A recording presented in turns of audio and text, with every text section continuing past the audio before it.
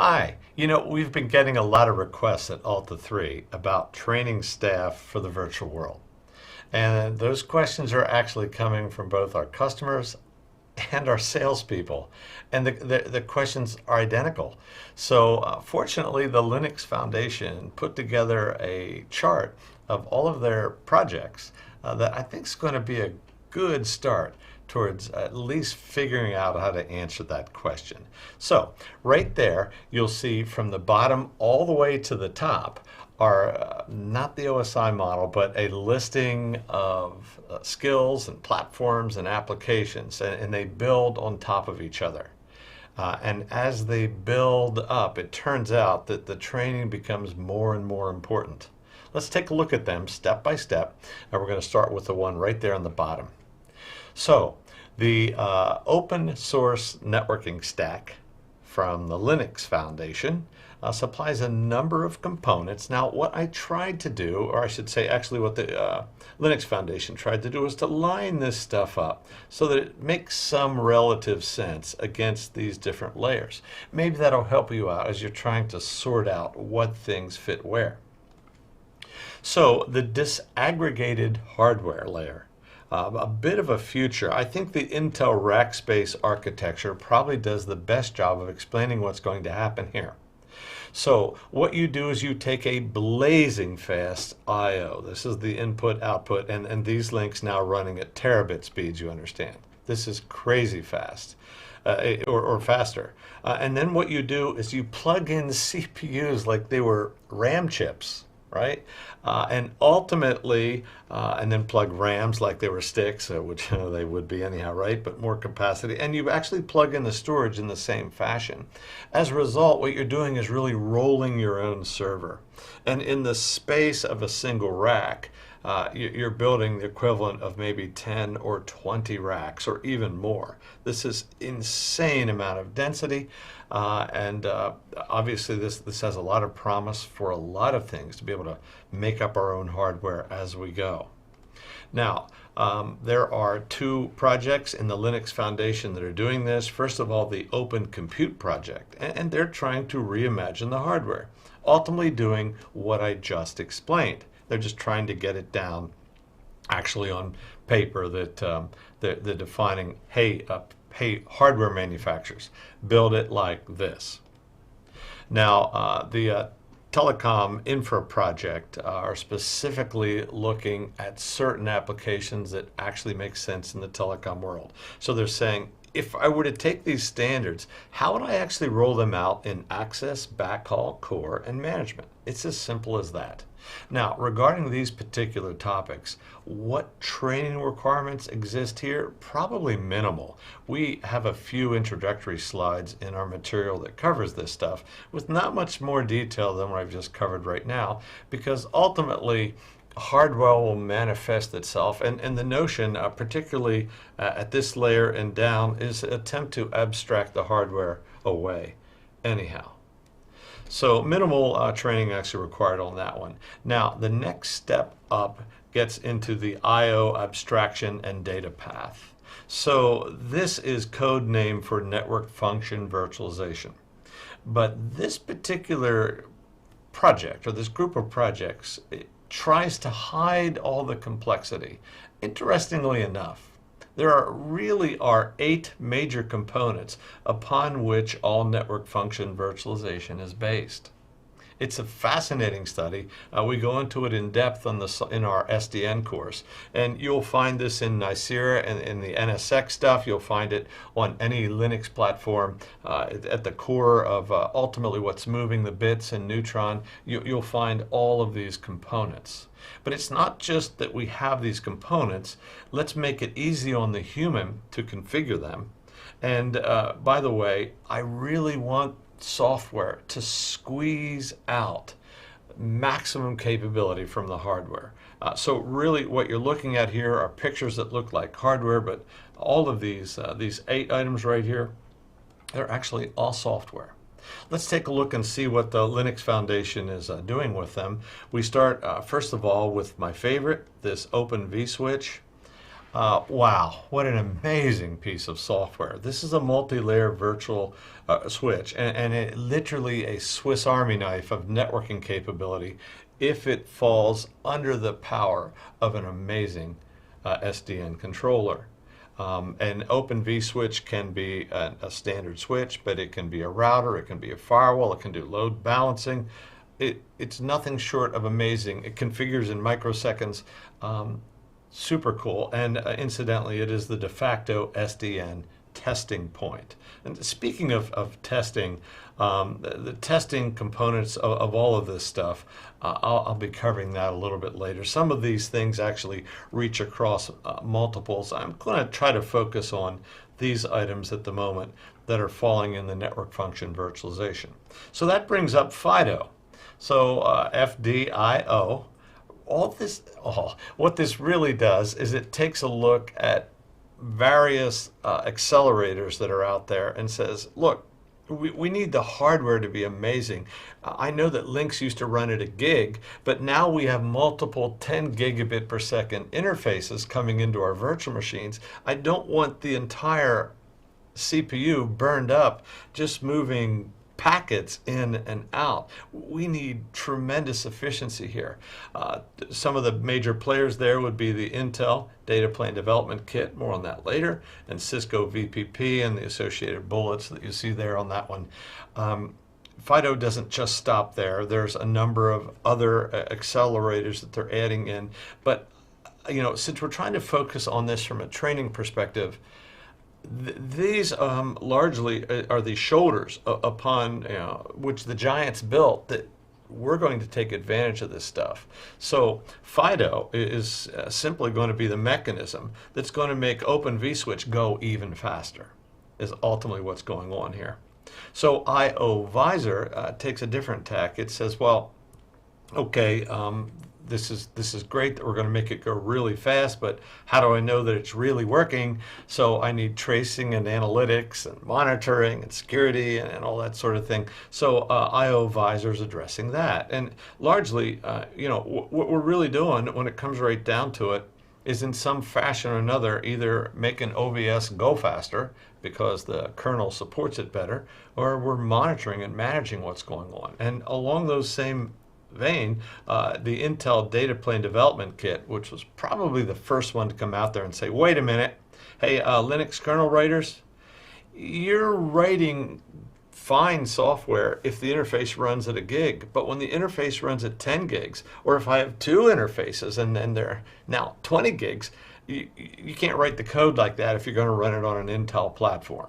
There would have been a much better way to do it. So Intel actually writes the DataPlane Development Kit. It's all software, and they say, here, write it like this. And then companies like 6Wind took it and ran on that. So again, an accelerator, which ultimately, if you think about it, the FIDO's gathering these up and then pushing it into Open vSwitch. The object is just make it go faster. And then we come to the Open DataPlane. So the thinking here is that ultimately, if I start from the battle cry and move up, let's create really good application program interfaces so that normal programmers can be amazing because they're going to stand on the shoulders of giants. So that's what the Open DataPlane wants to do. Is it said, well, that's great that FIDO did this. It's really nice that Open vSwitch, but no one's going to write code specifically to those things, or they shouldn't. There should be an API. So the notion here is you take your great programmers, and they'll write the algorithms that, for instance, FIDO and Open vSwitch are running on. And then you take super programmers and write the API that Open DataPlane defines, which then normal mortals that actually are going to write the code could actually take advantage of that. And there you have it. We're now at the second level on this. Again, it's not an OSI model. This is, in my opinion, a model of the skills that are required. Let's take a look at the training on that one. So my thinking is that students need to be aware of those things. They are fully covered in the SDN and Network Function Virtualization course. It is surprisingly straightforward to learn all of this stuff. And as a result, when students actually work in these layers, it becomes very clear what's actually going on. Network function virtualization, it just isn't something to say. It's clear what's going on down there, and you wind up getting way better code written up here. Now, the next stop is operating systems. As a general rule, most of the training that you'll see today is going to assume that students are going to come in most likely with a Linux background. Unless it's specifically Windows-based, Alta 3 research tends to work on public web servers. But, you know, I was curious in this Linux Microsoft war thing, I wonder what the ratio is nowadays. So I did a quick Google. So as it turns out, if you look at the on-site servers, Linux is not the big guy there. And you know, it kind of makes sense because people are running like a Link server or they're running SharePoint or something like that. There's a lot of them. There's a lot of companies that'd be running a business server, and makes sense that it's going to be running on Microsoft. But when you face the web, where a place like where Alta 3 lives and large telecoms and things like that, Linux dominates. And this is W3 Techs, and this information comes from actually looking at headers on web servers and determining what the ratio of Microsoft versus Linux is running. I believe that when you actually look at the automation stuff that we're talking at here, Linux, in fact, I saw some examples where Linux is like 99%, and this collapses to like a sliver. So whatever that case may be, it's important that the operating system is defined and the students understand it. So Linux, of course, is going to be the operating system of choice, because I said that all of these things are being offered by the Linux Foundation. It's just that I thought was so cool is the Linux Foundation did this, which I really think is perhaps more valuable because it organizes stuff. So Linux Foundation, of course, is going to say the Linux operating system, it should be the operating system. That's what they do. But let's continue moving across. There are some things that are in the operating system that maybe would surprise you. One would be free-range routing. So this is actually a conventional routing system that would run in a virtual machine. And it does all the traditional stuff. It's actually quite impressive. So you could run this as a virtual machine on any operating system that you would want to, but it's not an SDN product. And for the most part, it probably is more supportive of legacy type things. Moving on, we see the OpenSwitch OPX. Now this is intriguing for a number of reasons, but I'm going to go to the bad point first. It only runs on a Dell S6000. So bummer, right? I mean, this is not going to run on all platforms out there.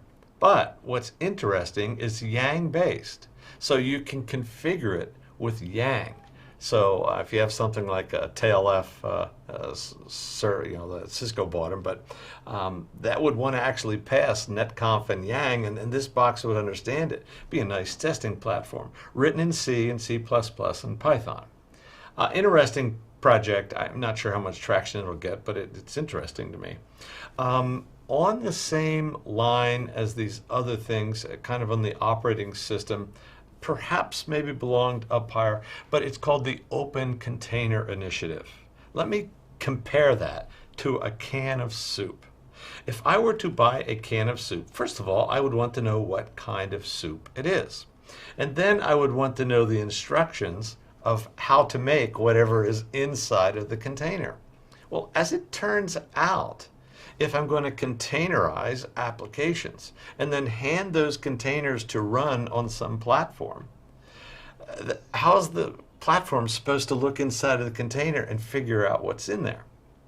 Because it turns out that otherwise would be a hard problem. So Open Container Initiative to the rescue. So these guys say, well, here's your directions. That's the runtime specification. And then, by the way, here's what's actually inside the image. So these guys put a lot of work into basically creating a container label. And that takes care of the operating system. In Alta 3, we're going to release an Ubuntu sort of deep dive, sort of the equivalent of a Red Hat admin and then engineering course. We think the world could actually use that. There's a massive amount of Debian-based stuff running out there. And of course, the classic Red Hat and Red Hat engineering, also very easy to do and well understood in the industry. And that takes care of operating systems. Then we move into network control. Now, as a general point, just think SDN. That's all you have to think is the SDN controller. So the ones that would be offered up by the Linux Foundation is OpenDaylight. This is a colossal Java machine, which does just about any kind of device down here that you would care to, a lot more than just these. Speaking of just about any number of protocols you'd care to, it's a good example of an SDN controller, that's for sure. Now, an offshoot of OpenDaylight is ONOS. So in fact, ONOS came from OpenDaylight, but it's more wide area network centric. So telephone companies would tend to maybe prefer ONOS over OpenDaylight, which tends to be more enterprise. So I don't really have anything on Chord right now. I'll stop and explain what that is. These guys are concerned with taking a look at all of this stuff that you see here, just everything. And what they want to do is bring it in and they say, you know, if we're a phone company and we want to offer these kinds of services, does it make sense to continue to buy all of this stuff, or should we act more like our own Bell Labs and roll it out, basically do some work on our own, because this freeware is looking absolutely amazing to us. So that's what Chord does. And that takes us to network control. Now, in network control, I think this, along with network function virtualization and, of course, Linux examples, are really important. So this is predominantly, bottom part of this is what the Alta 3 SDN class covers in great detail, right across the board, including classic controllers. And, of course, we use Python code and RESTful interfaces in order to get the work done. Our favor would be towards Ryu, which is actually not listed here. So once we move into the cloud and virtual management, this is so easy to find. Just think OpenStack. This software is huge. I'm sure everybody has heard of it. You know, if I were to pick just one course to take that would teach you what cloud is, that would make network function virtualization clear, that would pretty much just tell the big picture, probably would be this one. And I would argue you're kind of taking it out of order. The better way to do it would be to study software-defined networking and then slap OpenStack on top of it, sort of as like the advancement. And at this stage of the game, you're clearly understanding these concepts. Because something interesting happens when we cross over this. We go into the part where I believe telephone companies and large organizations will spend the most amount of effort. Most dollars will be spent deploying this northbound stuff. So if we draw this line right here, OpenStack is clearly defined and it knows what it needs to do.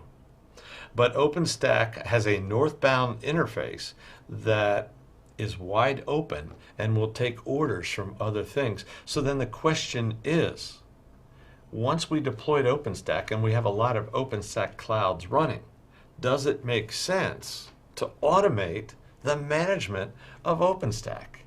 And when we take a look at that, now we're going to cross over this boundary and we take a look at orchestration, management, and policy. So I've got good news and bad news on this one. The good news, virtual machines are cheap, fast, easy to create and destroy, and there are millions of them. Now, the bad news, someone or something has to manage, create, and destroy them. And ideally, destroy them right when they need to be destroyed and make them right when they need to be made. So let's take a look and see what the Linux Foundation offers up in this area. So first stop is the Open Platform Network Function Virtualization. This is a bit of a diversion. I actually wrestled with, do I talk about this here or down here at the IO abstraction? But this is a testing platform.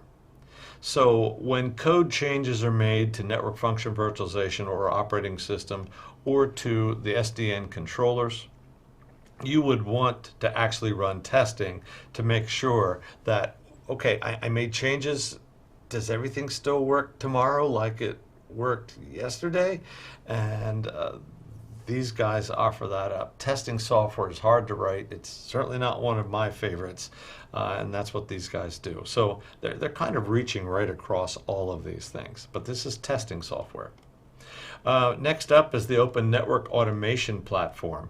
This is particularly interesting because AT&T merged their eComp project with OpenO in order to create a really powerful platform, obviously designed for large telecoms, that can handle onboarding, orchestration, control, inventory, and policy. Now, this is particularly interesting because once you automate all of this stuff, the devices underneath it, namely OpenStack and network function virtualization, are sitting there ready to deploy in seconds or sub-seconds. So all the rage right now is actually all the wars, the orchestration wars are going on right now, as you're going to see as we take a look at these steps up above. It's very important when you're looking at how do I train up my staff, is just simply answer this question. What automation and orchestration tools are running here? And I guarantee it's not going to be just one. And you're going to wind up with really expensive shelfware and embarrassment if you don't name them all and get your staff to clearly understand them. My argument all along has been, how do you write really good software here if it's not clear what's going on down below? And then that's why I think software-defined networking and network function virtualization and then OpenStack training are essential for people to perform well at this area. Moving on then, MANO. I have to hand it to the Linux Foundation. I'm happy that they're doing this.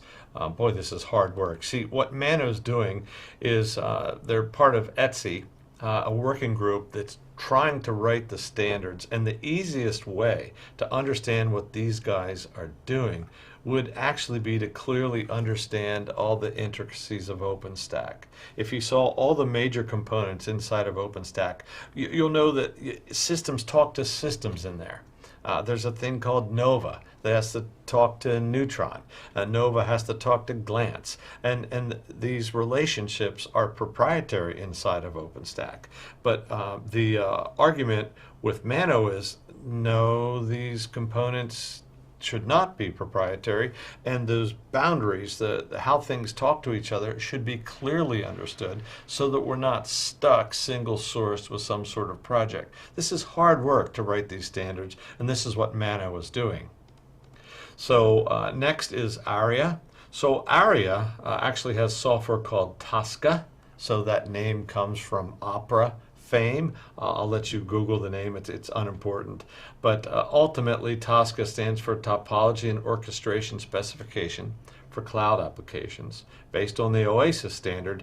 But ultimately, what it does is it allows a cloud architect to use YAML in order to define blueprints. Now, if you're not clear what YAML stands for, it is a way to serialize information like JSON would do, but it's in human readable form. And that means if I were an architect and I could code up what I want out of the cloud using YAML, I can bang that out pretty fast. And arguably probably nothing faster than YAML if I'm actually going to configure something at the command line. And ultimately what I wind up with is a blueprint that ARIA can carry out for me. Then we come over to cloud native. This is intriguing because I can sum it up pretty much by saying that cloud native is a post GitHub project. So here at Alta 3 Research, we love GitHub. We use GitHub for everything. Like most small companies do, GitHub is perfect. But what happens if you have a project, say like Kubernetes? And it's a colossal project, and supplying one person's email and 2 or 3 people to manage it are just, that's crazy. We need sort of GitHub phase 2 for a project that just simply needs the professionals to come in and help out. So this is what Cloud Native does. So they claim 1,000 servers running in Las Vegas. And like GitHub, they do the GitHub stuff, but they offer the services to support it. They actually do marketing work to spread awareness of your project. And it just makes sense when a project gets to an impressive level. Maybe Cloud Native would be the right place to put it.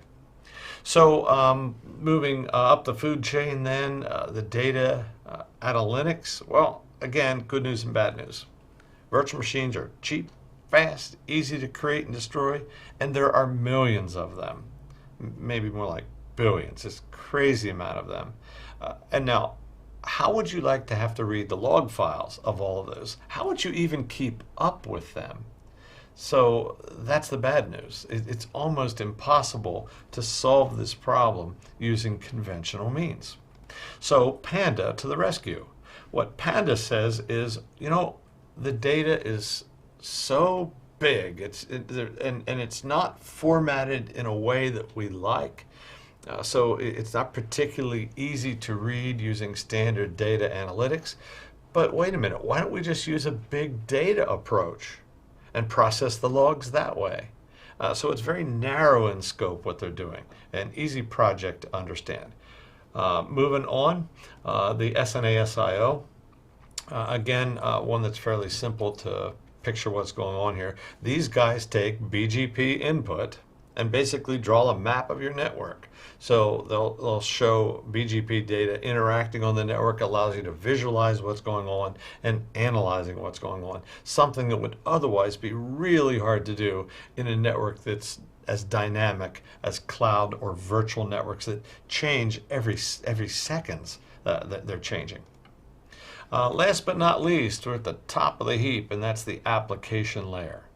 So the Linux Foundation doesn't have a ton of stuff going on up here, but there are some intriguing things. My personal favorite, just so you understand the religious belief of your teacher here, I really like Kubernetes, but the answer in the Linux Foundation is actually Cloud Foundry. So let's take a look specifically at that and see how do I deploy my application itself on top of all this other stuff. So the Cloud Foundry approach would be, well, you're going to run your application in a container. And in Cloud Foundry, we are going to choose the container for you.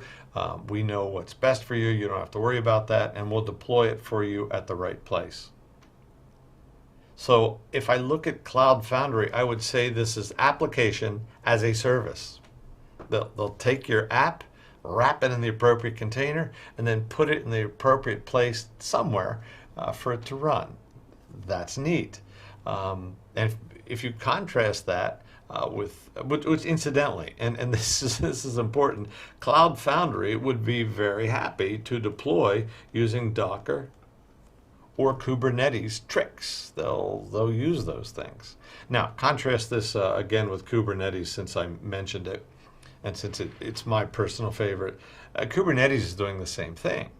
And ultimately, if you look at the roadmap for both, there appears as though they're going to intersect, where Cloud Foundry tends to appear to me as like application as a service, and Kubernetes is sort of like container as a service. Either way, we get to the point where we're very concerned with supporting the application. So let's get back to training, because that's the reason why we did all of this. So if I start from the very bottom, this pretty much a non-issue. This will be covered in any decent class that's covering this stuff, which in Alta 3 would be software-defined networking And I believe that pretty much wraps up all the essentials. This is going to be OpenStack. Now, at this stage of the game, once you enter in at this stage, and which is incidentally wrapping down into cloud and virtual management, you might find TLF in there. Some products that are out there, well, I don't want to mention other, I'll do future presentations that'll talk about maybe Cisco's way to do it and other methods that do it. My thinking is that when you cross this line, staff has to be really good at RESTful interfaces and understanding ultimately what they're orchestrating down there. So there will be software, and it won't be one type of software, it will be many that needs to be identified. And whatever software is running at the data analytics level, hopefully at least one, that should be identified as well. With my take, the majority of the training occurring here for development, right here is IT based, that's Linux systems being deployed on OpenStack typically, and then 1 week of SDN training. And I believe that will be a really good head start ultimately towards preparing your staff to be successful in the virtual world. Thanks for attending. See you next time.